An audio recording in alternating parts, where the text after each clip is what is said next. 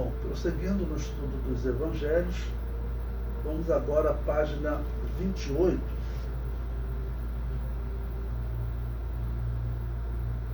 Vamos falar sobre uma cronologia dos Evangelhos. Bom, então qual é a minha proposta para nós estudarmos? É colocar os Evangelhos em ordem, porque você vai pegar principalmente o Evangelho de Mateus, Marcos e Lucas, que contam histórias parecidas.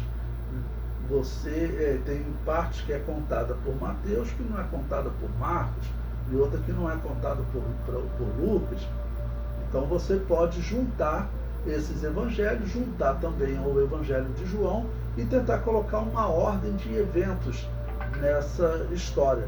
Isso vai nos ajudar a entender um pouquinho mais a história e ajudar até a fixar, né? Ajudar no aprendizado. O comentário diz: após esta síntese dos evangelhos, vamos fazer um estudo histórico da vida de Jesus. Assim vamos fazer uma harmonização dos textos dos 4 evangelhos. Isso é chamado de harmonia dos evangelhos, né? Isso há 1800 anos, diz a história, foi a primeira tentativa de transformar todos os evangelhos em um livro só. O comentário prossegue: para estudar a sequência histórica dos evangelhos, teremos a seguinte divisão. Bom, então eu criei aqui uma ordem para tentar colocar os eventos dentro dessa ordem. Primeiro, falar sobre a encarnação de Cristo, ou seja, como que Deus ele vai tomar a forma de homem. O que nós podemos falar sobre esse milagre, tá bom?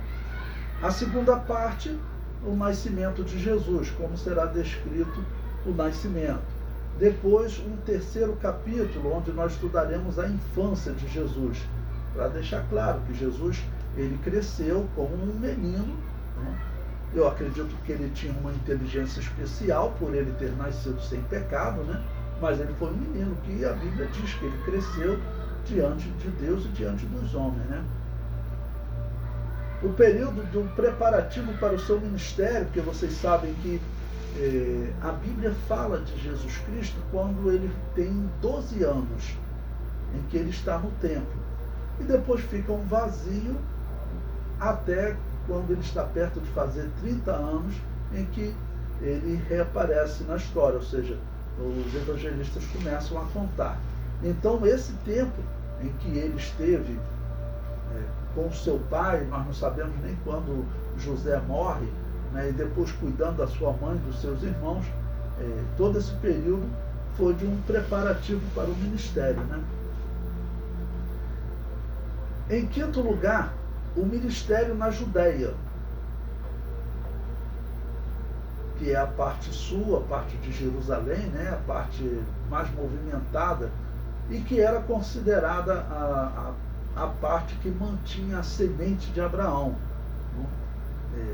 A parte de Samaria, por exemplo, onde ele passa por Samaria numa missão, já era considerada uma região muito misturada. A Galileia também, tanto que tinha aquela expressão, né, que Natanael fala, pode vir alguma coisa boa lá daquela região, né, da Galileia, de Nazaré.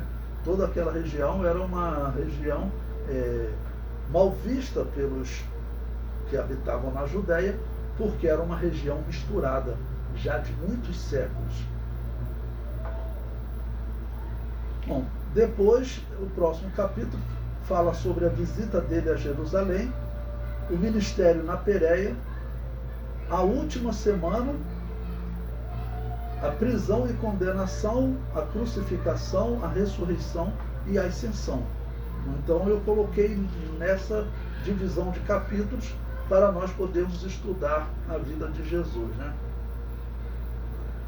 O comentário diz o seguinte: acredito que esse estudo sequencial dos fatos nos ajuda a entender melhor os evangelhos. Nos dias do Novo Testamento, os 4 evangelistas não tinham como se juntar e escrever um só evangelho, contendo todos os fatos, mas podemos fazer hoje uma união deles para ampliar o entendimento dos cristãos. Então, os cristãos nos dias do Novo Testamento, eu acredito mesmo que fazia parte do plano de Deus, eles escreverem mensagens até com descrições diferentes. Nós veremos isso em alguns momentos, porque você tem uma mesma história onde você pode, durante uma pregação, uma ilustração, você dar um enfoque diferente, usando o exemplo, a visão diferente do apóstolo que escreveu, né?